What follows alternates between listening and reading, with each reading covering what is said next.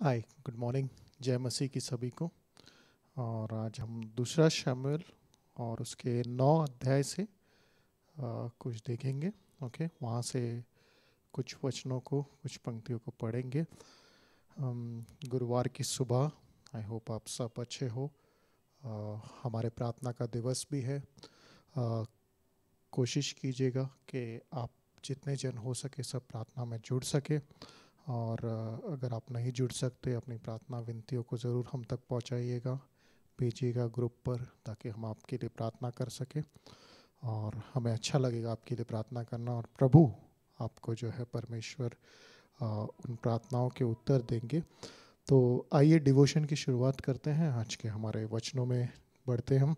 तो दूसरा शमूएल के 9 में एक बहुत ही अद्भुत कहानी है, एक बहुत ही अच्छी चित्र है जो देखने मिलता है। लड़ाइयाँ ख़त्म हुई है यहाँ पे, और दाऊद जो है एक राजा के स्थान पे आ चुके हैं अभी। जैसा परमेश्वर की योजना थी, सब कुछ सही चल रहा है। ओके, और अब एक और चित्र यहाँ पे देखने मिलता है। तो दूसरा शमूएल के 9 से शुरुआत करते हुए दाऊद ने पूछा, क्या शाऊल के घराने में से कोई अब तक बचा है जिसका मैं योनाथन के कारण प्रीति दिखाऊं? शाऊल के घराने का सीबा नामक एक कर्मचारी था, वह दाऊद के पास बुलाया गया। और जब राजा ने उससे पूछा, क्या तू सीबा है? तब उसने कहा, हाँ, तेरा दास वही है।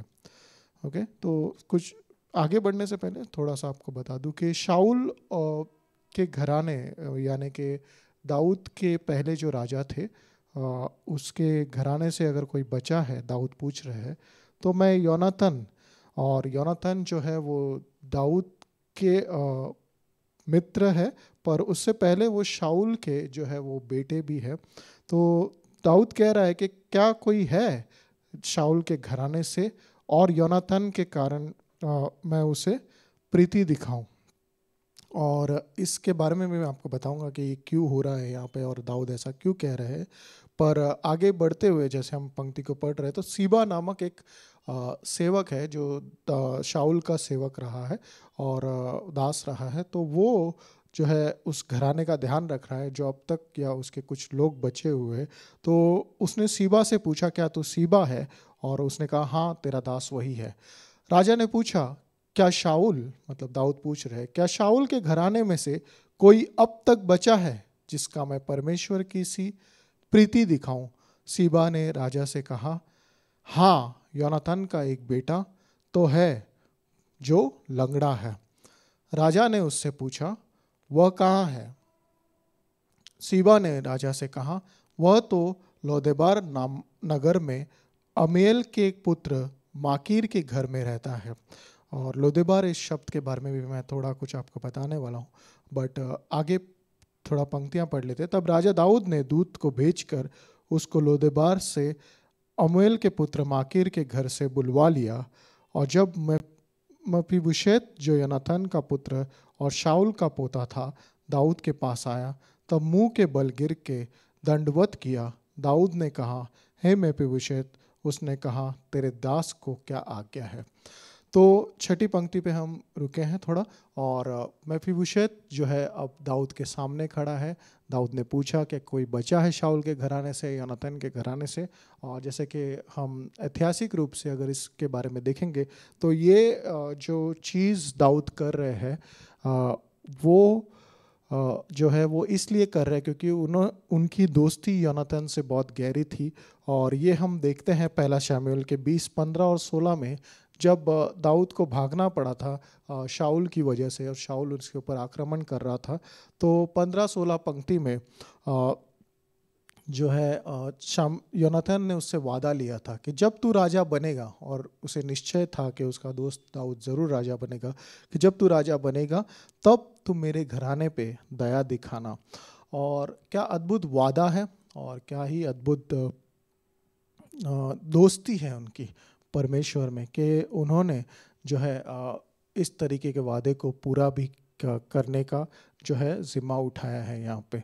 तो ये जो हम चित्र देख रहे हैं पहली 1-2 पंक्तियों में, वो ये है कि अनुग्रह जो है वो दाऊद दिखाना चाहता है। और अनुग्रह का अगर एक सुंदर चित्र हम देखना चाहें तो ये एक अच्छी कहानी है पुराने नियम में जो हमें अनुग्रह को दर्शाती है। नए नियम में तो हम काफ़ी बार अनुग्रह ये शब्द और अनुग्रह के बारे में सुनते हैं, बट दाऊद की इस कहानी में हम इसको बहुत ही और बेहतर रूप से देखते हैं। और यहाँ पे दाऊद ये बता रहे हैं कि अनुग्रह जाता है ढूंढने के लिए। व्यक्ति कैसे भी हो, किसी भी तरह के हो, पर अनुग्रह खुद सामने से जाता है हमें ढूंढने के लिए और अनुग्रह हमारे पास आता है। और जैसे कि रोमियो के 3:23 में और गलातियों के 3:22 में लिखा है कि हम सब पापी थे पर परमेश्वर हमारी ओर आए। और हम सब मनुष्य जाति में ऐसा कोई नहीं जिस जो पाप के रहित है, पर परमेश्वर खुद आए हैं हमें जो है ढूंढने के लिए, हमारी ओर आए। अनुग्रह ने अपना हाथ बढ़ाया कि हम सब प्रेम से वंचित थे, परमेश्वर के प्रेम से वंचित थे, पर परमेश्वर का अनुग्रह जो है वो हमें ढूंढता हुआ हमारे पास आया। और प्रेम अपना कदम बढ़ाता है। 1 कुरिन्थियों 13:4 में है कि प्रेम अपने बारे में नहीं सोचता, प्रेम पहले दूसरों के बारे में सोचता है। और यही यहाँ पे दाऊद ने भी किया है और वो शाऊल के घराने के साथ भी यही कर रहा है। पुराने नियम में एक इस तरीके का चित्र है कि अगर कोई राजा सिंहासन पे आता है तो वो उन राजाओं को जो उसके पहले राजा रह चुका है, उसके घराने को, उन सब को खात्मा करना चाहिए।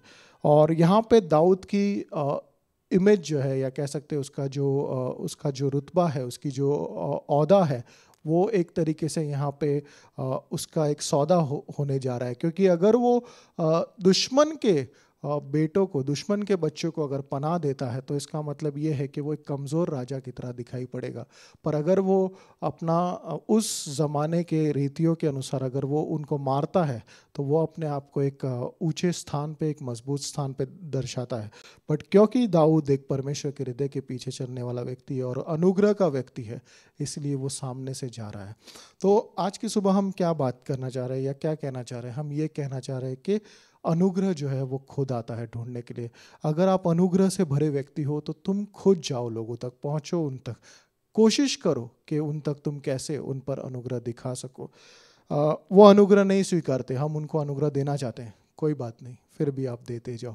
अनुग्रह ये नहीं देखता कि कौन स्वीकार रहा है, अनुग्रह देने में व्यस्त है। जैसा कि 1 कुरिन्थियों 13:8 में लिखा है कि प्रेम हार नहीं मानता, प्रेम जो है वो कभी भी हारता नहीं। और वैसे ही हमको भी अनुग्रह से लोगों के और बढ़ते जाना, उनके पास आते जाना है।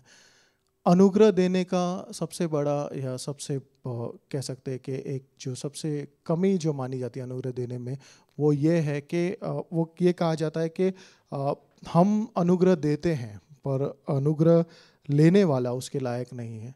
अनुग्रह की खासियत ही यही है कि जो उसके लायक नहीं है उसी को दिया जाए।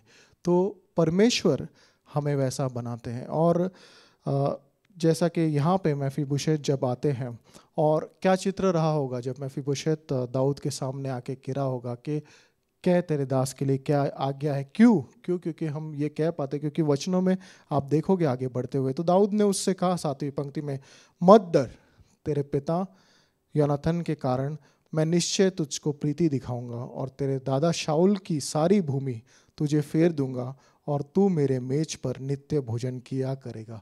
और मुझे ये बहुत पसंद आता है कि उन्होंने केवल योनाथन की हाई नाम नहीं रखा, पर उसे शाऊल का वंशज भी कह के पुकारा है। इसका मतलब ये है कि उन्होंने शाऊल ने भी जो उनके जीवन में किया है वो सब कुछ भुला दिया है। भले ही शाऊल जब जीवित था या शाऊल जब साथ में थे तब शायद उनके बीच में कुछ अनबन रही होगी, बट उन्होंने उसे याद नहीं रखा है, क्योंकि वो जानते हैं कि वो और दाऊद और शाऊल दोनों साथ में मिलकर परमेश्वर के साथ रहने वाले हैं। और आगे बढ़ते हुए उसने, और जैसे कि उसने कहा कि मत डर, इसका मतलब ये साफ दर्शाता है कि आने वाला राजा हमेशा उन वंशजों को ख़त्म करता है जो उसके सामने है। और उसने दंडवत करके कहा 8वीं पंक्ति में, ये खुद मेफीबोशेत है और वो कह रहा है कि तेरा दास क्या है कि तू मुझे ऐसे मरे कुत्ते की ओर दृष्टि करे। तब राजा ने शाऊल के कर्मचारी सीबा से बुलवाकर उसने उससे कहा, तो ये 9 से लेके जो 13 पंक्ति है, मैं सिर्फ आपको ये कहूँगा कि आप पढ़िएगा इसके बारे में कि दाऊद ने क्या आज्ञा दी कि किस तरीके से मेफीबोशेत के साथ बर्ताव किया जाए और कैसे मेफीबोशेत को जो है साथ में रखा जाए। बट एक पंक्ति है जो वो पढ़ना चाहूँगा मैं आपको, कि 12वीं पंक्ति कि मेफीबोशेत के भी मीका नामक एक छोटा बेटा था और सीबा के घर में जितने रहते थे वे सब मेफीबोशेत की सेवा करते थे। मेफीबोशेत यरूशलेम में रहता था क्योंकि वह राजा की मेज पर नित्य भोजन किया करता था। वह दोनों पाँवों में लंगड़ा या पंगुला था। इसका मतलब ये है कि दाऊद ने आज्ञा दी कि वो हमेशा मेरी मेज़ पर बैठ के खाना खाएगा और वो हमेशा मेरे साथ रहेगा। क्या ही अद्भुत है वो दोस्तियाँ जैसे विश्वासियों की रहती है और जो जैसे दाऊद और योनाथन की रही। यूहन्ना 15:12 और 13 में लिखा है कि एक दोस्त, एक भाई ऐसा होना चाहिए जो कि अपने भाई के लिए जान भी दे सके। और मेफीबोशेत जो है परमेश्वर की मेज़ पर, या कह सकते एक तरीके से कि दाऊद की मेज़ पर आके खाना खाने लगा। और ये हमारा चित्र भी हो सकता है कि हम विश्वासी, जब हम विश्वास में आते हैं, हम उसके लायक नहीं थे और उसके पैर से लंगड़े होने का कारण कि वो किसी काम का नहीं था, बट हम भी किसी काम के नहीं थे, पर परमेश्वर ने हमें बुलाया। और लोदेबार जो जगह है उसका मूल रूप में अर्थ ये कहा जाता है कि जहाँ पे कुछ भी नहीं उगता या जो बंजर ज़मीन है, और वैसी जगह से लाके उसे भोजन की मेज़ पर रखना, यही परमेश्वर का कार्य है। और धन्यवाद सुनने के लिए, समय देने के लिए, कि परमेश्वर हमें ऐसी जगहों पे लेके आता है। अनुग्रह में ये याद रखिए कि अनुग्रह ढूंढने जाता है, अनुग्रह तुमको ढूंढेगा, खोजेगा और तुम्हारे लिए वो सारी बातें करेगा जिसकी तुम्हें ज़रूरत है। तो धन्यवाद हो प्रभु का इस अनुग्रह के लिए और इस समय के लिए। आपका दिन अच्छा रहे। आमीन।